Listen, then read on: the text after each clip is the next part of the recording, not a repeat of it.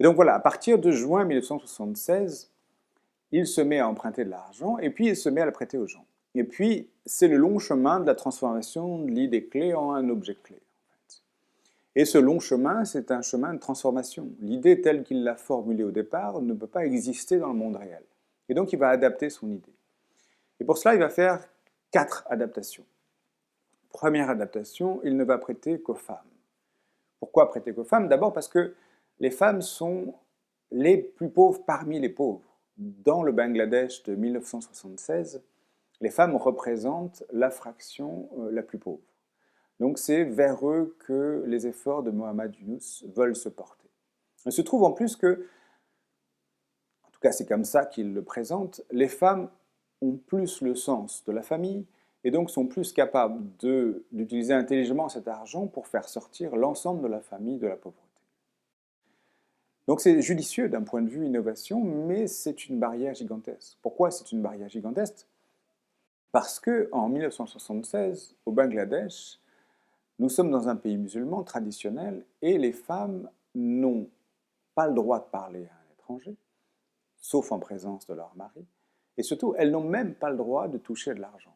Vous imaginez la situation, vous allez prêter de l'argent à des femmes dans une culture qui interdit à ces femmes ne serait-ce que de toucher de l'argent. Et donc, pour achever, pour réaliser cette idée, Mohamed Yunus va trouver des stratagèmes extrêmement intelligents, et je vous conseille de lire le livre de Mohamed Yunus pour voir la réalité de sa stratégie. Par exemple, il va arriver dans un village et puis il va se mettre au centre du village. Il sait que les femmes sont dans les maisons, mais il sait aussi qu'elles n'ont pas le droit de sortir pour lui parler. Qu'à cela ne tienne, il va parler tout seul au milieu du village et il va expliquer son projet. Et puis, il va prendre avec lui une jeune étudiante de l'université. Et cette jeune étudiante va faire l'aller-retour entre Mohamed Yunus au centre du village et puis les maisons, et puis de l'autre côté de la porte où les femmes se cachent, pour aller recueillir les questions, les ramener à Mohamed Yunus, qui va à la fois les exposer et puis y répondre publiquement. Et c'est comme ça qu'il va réussir à uniquement s'intéresser aux femmes. Deuxième adaptation, il ne va pas prêter à des individus isolés, il va obliger les gens à former des groupes. Ce sont à la fois des groupes d'entraide et puis ce sont des groupes où les gens doivent rendre des comptes à d'autres personnes. Et donc ça va augmenter la capacité de ces gens-là à être solidaires et puis à rembourser leurs dettes. Il va, troisième adaptation, il va imposer l'épargne. Il y a une fraction de la somme qu'il va prêter qui va obligatoirement être mise de côté pour des situations de coup dur.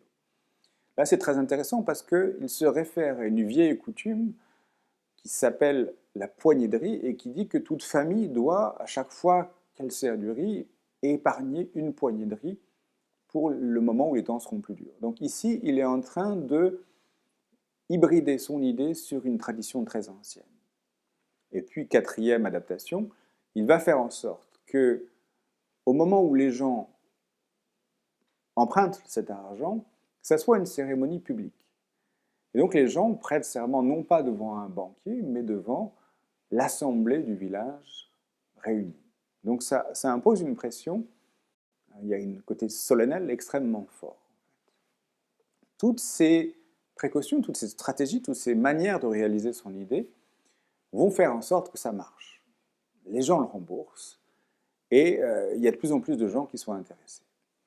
Mais voilà, sa première idée, celle qui consiste à dire « je vais emprunter de l'argent et puis les gens vont me rembourser », elle est rapidement intenable. Pourquoi elle est intenable? Parce que ça l'oblige à signer un nombre faramineux de papiers auprès des banques.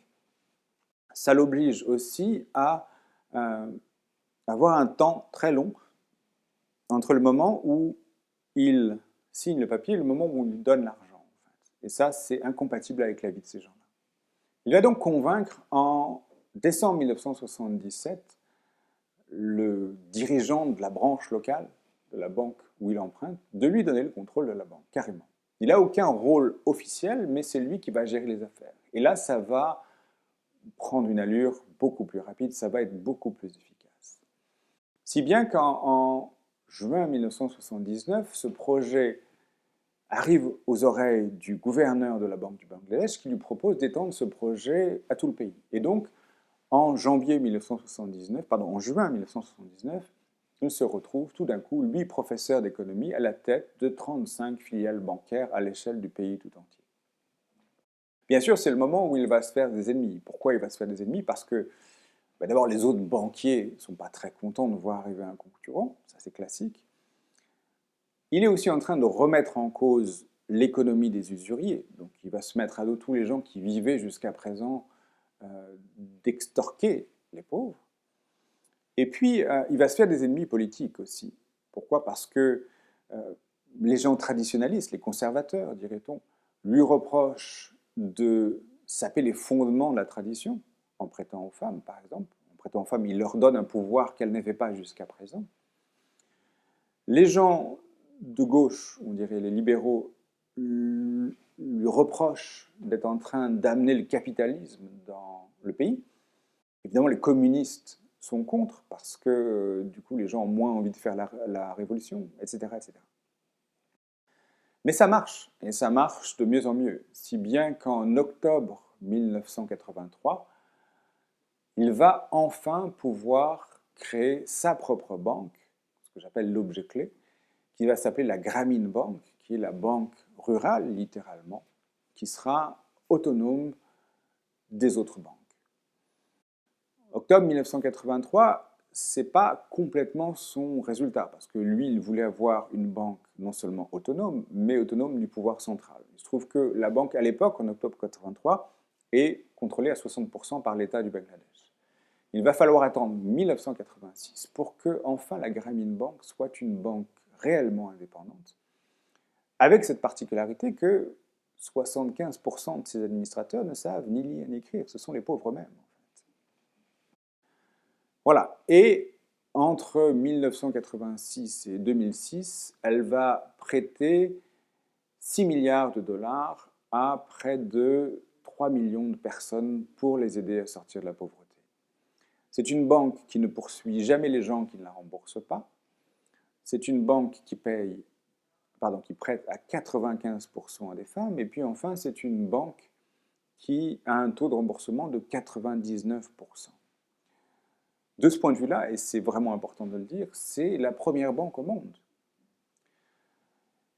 Elle fait mieux, la Grameen Bank, que toutes les autres banques réunies. Les grands noms, les Barclays, tout ce qu'on veut, ne font moins bien que la Grameen Bank. C'est un exemple intéressant d'un point de vue de l'innovation, au moins pour cela.